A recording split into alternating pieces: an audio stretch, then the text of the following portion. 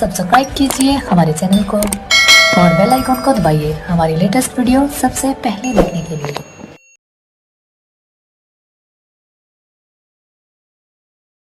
Students, in this video I am going to start the new chapter of class 8, that is microorganisms.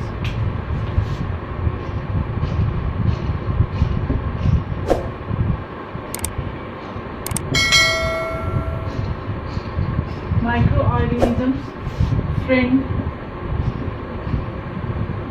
and food. Students, plants and animals के अलावा और भी बहुत सारे living organisms होते हैं जिन्हें हम नेकेड आई से नहीं देख पाते हैं। उन ऑर्गेनिजम्स को माइक्रो ऑर्गेनिजम्स कहा जाता है। तो देखिए, जो माइक्रो ऑर्गेनिज्म है उनका साइज इतना स्मॉल होता है कि हम नेकेड आई से नहीं देख पाते, वो सिर्फ और सिर्फ माइक्रोस्कोप में ही हमें दिख सकते हैं। इसीलिए इनका साइज छोटा होने की वजह से देखिए, जो माइक्रो मीन्स क्या होता है, small.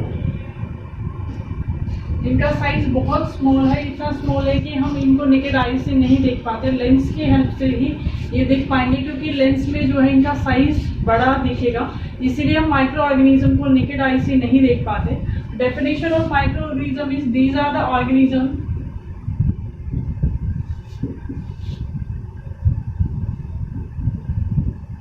which are very small in size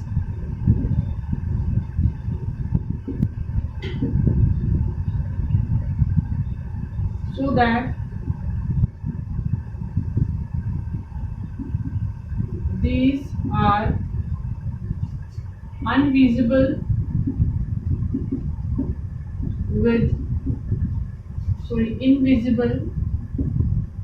with naked eyes, कि हम इनको माइक्रोस्कोप की हेल्प से ही देख पाते हैं, नेकेड आई से नहीं देख पाते। उन ऑर्गेनिजम्स को माइक्रो ऑर्गेनिज्म कहा है। देखिए, साइज इतना स्मॉल होता है कि नेकेड आई से देख पाना मुश्किल होता है। लाइक 1 माइक्रो ऑर्गेनिज्म माइक्रोमीटर से इनका साइज, जैसे बैक्टीरिया है, उनका जो साइज है 1 माइक्रोमीटर से स्टार्ट होता है, जो स्मॉलेस्ट है। अब देखिए 0.01 माइक्रोमीटर का जो पीपीएलओ होता है, पीपीएलओ एक ऑर्गेनिज्म है, इसे स्मॉलेस्ट माइक्रो ऑर्गेनिज्म कहा जाता है। इसका साइज देखिए कितना छोटा है, तो इसको नेकेड आई से देख पाना बहुत ही मुश्किल है। इन ऑर्गेनिज्म को माइक्रो ऑर्गेनिजम्स कहा जाता है। अब देखिए, जो माइक्रो ऑर्गेनिजम्स है वो हमारे फ्रेंड भी है, मीन्स वो हमारे लिए यूजफुल भी है, और कुछ एक माइक्रो ऑर्गेनिज्म है जो कि हमारे लिए हार्मफुल है, क्योंकि वो डिसीज कॉजिंग माइक्रो ऑर्गेनिज्म भी हो सकते हैं। और दूसरा, जो हमारे जो हाउस होल्ड जो चीज़ें हैं उनको वो ख़राब कर देते हैं, उनको वो ख़त्म कर देते हैं, इसीलिए वो हमारे लिए हार्मफुल भी होते हैं। तो दोनों तरह के माइक्रो ऑर्गेनिज्म जो होते हैं, जो हमारे यूजफुल हैं एज वेल एज जो हमारे लिए हार्मफुल हैं, वो हम इस चैप्टर में पढ़ेंगे। First one is microorganisms which are friendly for us, means जो ऑर्गेनिज्म जो हमारे लिए हेल्पफुल होते हैं, जो हमें डिफरेंट जो एक्टिविटीज़ में हेल्प करेंगे, उन ऑर्गेनिज्म को हम फ्रेंड की तरह देखते हैं। अब देखिए, कुछ और अब जो ये माइक्रो ऑर्गेनिज्म है, इनकी जो कैटेगरीज हैं, 4 कैटेगरीज में माइक्रो ऑर्गेनिज्म को डिवाइड किया गया है। First one is bacteria,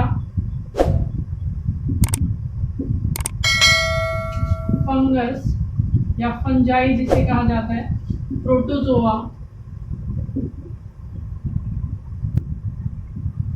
algae. ये ऑर्गेनिजम्स माइक्रो ऑर्गेनिजम्स की कैटेगरी हैं, जिन्हें 4 कैटेगरी में डिवाइड किया गया है: bacteria, fungi, protozoa and algae. और देखिए, virus is also a micro organism. Virus भी माइक्रो ऑर्गेनिज्म है, लेकिन इसकी एक अलग कैटेगरी है, क्योंकि जो वायरस जो होता है वो ऐसा माइक्रो ऑर्गेनिज्म है जो कि विदाउट होस्ट नॉन लिविंग होता है। मीन्स जब तक इसको कोई अदर लिविंग ऑर्गेनिज्म जिसकी बॉडी में ये रह सकता है वो नहीं मिल जाता, तब तक ये नॉन लिविंग ऑर्गेनिज्म होता है। वायरस जैसे कि आजकल चल रहा है कोविड-19 या फिर corona virus. Virus is an organism which are non living outside the host body, but after entering the host it becomes living. It uses the cell machinery of that living organism in which it is living. तो virus जो है वो other micro organism है। Virus क्या है, mainly जो है disease causing micro organisms ही होते हैं वायरस, जो कि हमारे लिए हार्मफुल होता है। तो वायरस की कैटेगरीज अलग हैं। ये 5 कैटेगरीज हैं जिन्हें माइक्रो ऑर्गेनिजम्स को डिवाइड किया गया है। First one is bacteria, fungus, protozoa, algae and virus. These are the microorganisms which may be harmful or useful for us. In this chapter, we will see both the effect of microorganisms. First of all, we will talk about the useful microorganisms. देखिए कुछ micro organism हैं जो हमारे लिए useful होते हैं। जैसे कि फर्स्ट वन अगर हम एग्जांपल देखें तो कुछ ऑर्गेनिज्म ऐसे होते हैं जो हमारे लिए हेल्पफुल होते हैं, लाइक बैक्टीरिया। कि एक बैक्टीरिया भी दोनों तरह के होते हैं, वो हमारे लिए हार्मफुल भी होते हैं, बेनिफिशियल भी होते हैं। फर्स्टली हम देखेंगे कि बेनिफिशियल बैक्टीरिया कौन से होते हैं या माइक्रो ऑर्गेनिज्म, अदर भी माइक्रो ऑर्गेनिज्म कौन से होते हैं। कि जो हम कर्ड जो बनाते हैं, मिल्क से जो कर्डलिंग का जो प्रोसेस होता है उसमें एक बैक्टीरिया है वो हेल्प करता है, लैक्टोबैसिलस। फर्स्टली हम देखेंगे friendly micro organisms.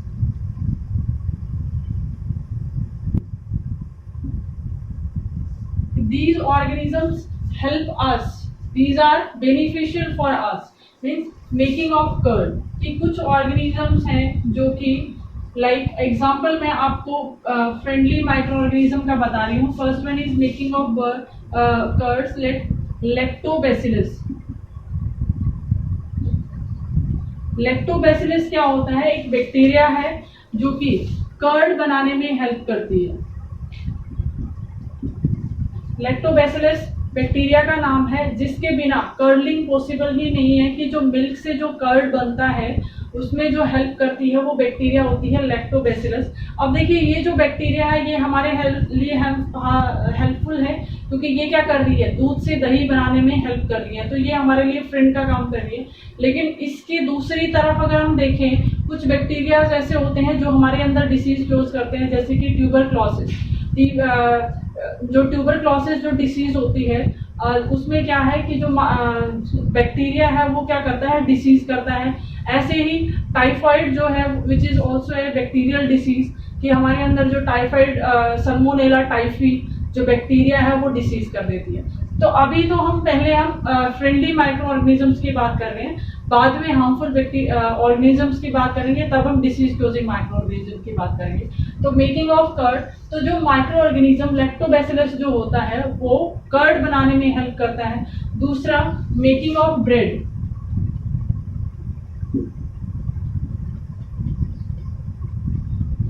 Bread making में एक micro organism east which is a unicellular fungus. ये जो ईस्ट है ये आप 7th क्लास में पढ़ चुके हैं कि east is an anaerobic micro organism which respires in absence of oxygen and produce carbon dioxide in alcohol.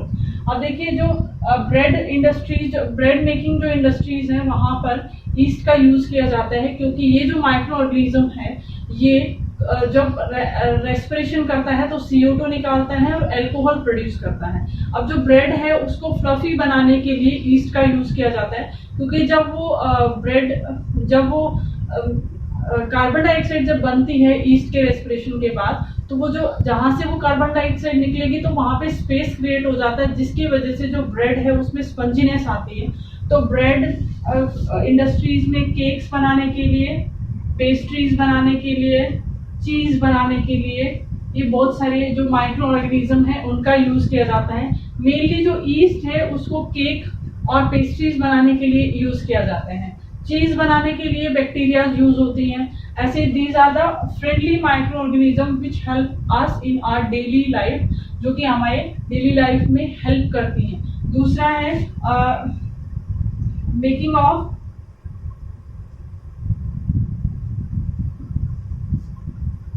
Alcohol and wine. Students, micro organisms को एल्कोहल और वाइन बनाने के लिए भी यूज किया जाता है। जैसे कि हमने बात की कि जो एल्गे है वो इथेनॉल भी प्रोड्यूस करती है, जो शुगर को कन्वर्ट कर देती है एल्कोहल में और कार्बन डाइऑक्साइड निकलता है वहां से। तो देखिए जो यहाँ पर जो ईस्ट है इसको एल्कोहल इंडस्ट्री में भी यूज किया जाता है टू प्रोड्यूस एल्कोहल। जो बियर और वाइन बनाने वाली जो इंडस्ट्रीज है वहाँ पर ईस्ट का यूज़ किया जाता है। कमर्शियली जब अल्कोहल का प्रोडक्शन करना होता है तो वहाँ पर ईस्ट का यूज़ किया जाता है कि जो शुगर है उसको ये अल्कोहल में कन्वर्ट कर देता है। तो ये भी हमारे लिए फ्रेंडली हो गया। उसके बाद है वाइन्स और अल्कोहल में क्या है, वाइन्स, बियर्स और ये जो अल्कोहल है ये सब बनाने के लिए ईस्ट का ही यूज़ किया जाता है। विनेगर, विनेगर जो कि एसिटिक एसिड जो होता है,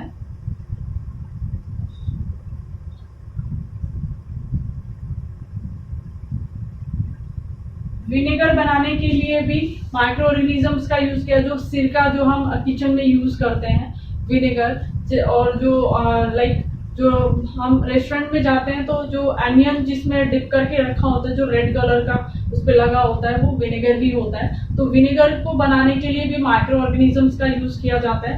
तो these are the organism which are helpful in our daily life.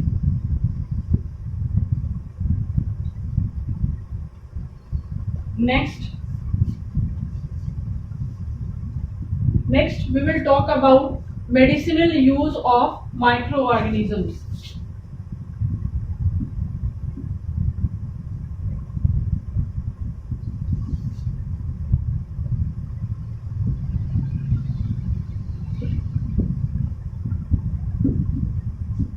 Micro organism जो है उनको मेडिसिन बनाने के लिए भी यूज किया जाता है। फॉर एग्जाम्पल आपने एंटीबायोटिक्स सुना होगा, एंटीबायोटिक्स।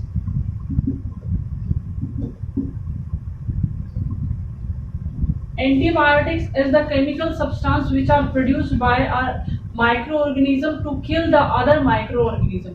अब देखिए एंटीबायोटिक वो केमिकल सब्सटेंस होते हैं जो कि एक माइक्रो ऑर्गेनिज्म प्रोड्यूस करता है और उस केमिकल सब्सटेंस से किसी दूसरे डिसीज कॉजिंग माइक्रो ऑर्गेनिज्म को किल करवाया जाता है, उसे एंटीबायोटिक कहा जाता है। तो एंटीबायोटिक बनाने के लिए लाइक फंगस और बैक्टीरिया यूज होते हैं।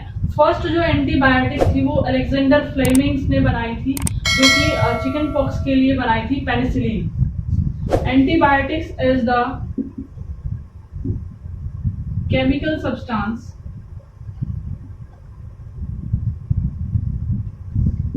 produced by microorganisms to kill the other disease causing microorganism. Antibiotics वो सब्सटेंस होते हैं जो कि एक माइक्रो ऑर्गेनिज्म तो प्रोड्यूस करता है और उस सब्सटेंस को किसी दूसरे माइक्रो ऑर्गेनिज्म को मारने के लिए यूज होता है। जैसे कि हमारी बॉडी में कोई डिसीज हो गया, वो किसी एक माइक्रो ऑर्गेनिज्म की वजह से हो गया, उस माइक्रो ऑर्गेनिज्म को अगर हमने किल करना है तो एक एंटीबायोटिक का यूज करना पड़ेगा। तो वो एंटीबायोटिक क्या करती है, ये उस स्पेसिफिक माइक्रो ऑर्गेनिज्म को जिसने हमारी बॉडी में डिसीज करी है उसको वो खत्म कर देता है, जिसकी वजह से हम ठीक हो जाते हैं। इसीलिए डॉक्टर्स हमें कई जो डिसीज होती है उसमें एंटीबायोटिक्स देते हैं। जैसे कि हमें कोल्ड होता है तो भी डॉक्टर हमें एंटीबायोटिक देता है। जैसे वो example of antibiotic is tetracycline, penicillin, streptomycin,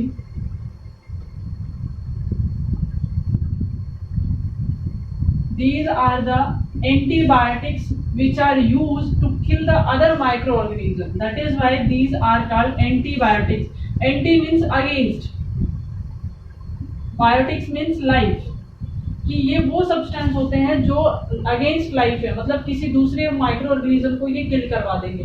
antibiotics जो होती है वो एक स्पेसिफिक डिसीज के लिए स्पेसिफिक होती है।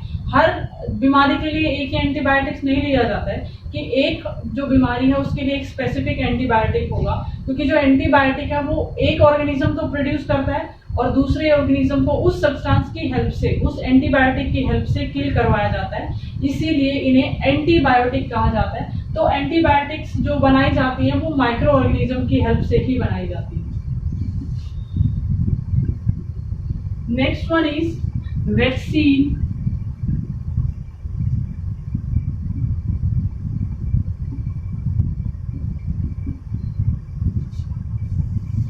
अब जो वैक्सीन है वो क्या है, वैक्सीन जो होती है वो इनएक्टिव और किल्ड पैथोजेनिक माइक्रो ऑर्गेनिज्म को किसी एक हेल्दी पर्सन की बॉडी में डाला जाता है to boost to for the waking up of their immune system, कि अगर हमारी बॉडी के इम्यून सिस्टम को जगाना है ताकि वो एंटीबॉडीज प्रोड्यूस कर दे, तो उस जो डिसीज कॉजिंग माइक्रो ऑर्गेनिज्म होता है उसको इनएक्टिव फॉर्म में या किल्ड फॉर्म में कि उस हेल्दी पर्सन की बॉडी के अंदर डाला जाता है ताकि जो हमारा इम्यून सिस्टम है वो उसको पहचाने और उसके अगेंस्ट एंटीबॉडीज प्रोड्यूस कर दे और उसको किल करवा दे। तो जब भी फ्यूचर में कभी इन्फेक्शन होगा तो वो जो माइक्रो ऑर्गेनिज्म जैसे ही एंटर करेगा डिसीज कॉजिंग माइक्रो ऑर्गेनिज्म, तो अगर हमने वैक्सीन लिया होगा तो वैक्सीन के टाइम पे भी हमने क्या डाला था, वही माइक्रो ऑर्गेनिज्म इनएक्टिव फॉर्म में डाला था और उस इनएक्टिव ऑर्गेनिज्म को अगर बॉडी ने पहचान कर एंटीबॉडीज बना दी होगी तो जब रियलिटी में जब वो माइक्रो ऑर्गेनिज्म हमारी बॉडी में एंटर करेगा तो उस डिसीज कॉजिंग माइक्रो ऑर्गेनिज्म को वो जो एंटीबॉडी है वो किल कर देती। फॉर एग्जाम्पल अगर हम देखते हैं जैसे कि चिकन पॉक्स है, चिकन पॉक्स की जो वैक्सीन है वो बन चुकी है, तो वैक्सीन जो है वैक्सीन अगर लगा दी होती है, वैक्सीनेशन अगर किया होता है किसी हेल्दी पर्सन में, तो जब भी कोई डिसीज कॉजिंग माइक्रो ऑर्गेनिज्म उस बॉडी में एंटर करता है और उससे रिलेटेड अगर वैक्सीन ऑलरेडी उस पेशेंट उस पर्सन को अगर दे रखी है तो वो क्या करेगा, उसकी बॉडी में ऑलरेडी एंटीबॉडीज बनी होंगी, तो डिसीज के जो सिम्टम्स आने से पहले ही वो जो एंटीबॉडीज बन चुकी हैं पहले से ही वैक्सीनेशन के कारण, तो वो उस ऑर्गेनिज्म को किल कर देंगे और हम डिसीज नहीं होंगे, उससे हम बच जाएंगे। इसीलिए वैक्सीनेशन किया जाता है। तो वैक्सीनेशन में भी हेल्प करती हैं माइक्रो ऑर्गेनिजम्स।